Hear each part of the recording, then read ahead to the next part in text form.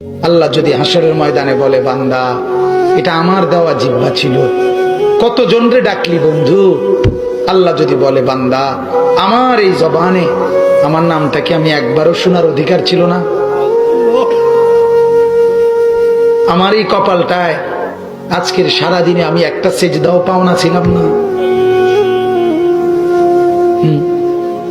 আমার এই কানটায় আমি আল্লাহকে একটা বারো আজানের আওয়াজটা শোনার হক আমি পাওনা ছিলাম না?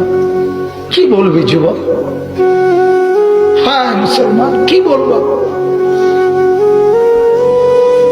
বলো না বাপ, কি বলবো?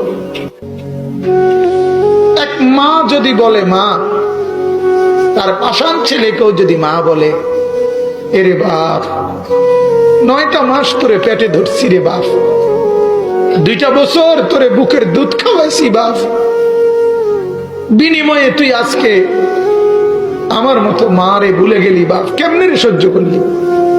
এই কথা বললে যত বড় পাষাণ ছেলেই হোক, সেও তো কিছুক্ষণের জন্য মাথাটা নোয়াই লাগবে।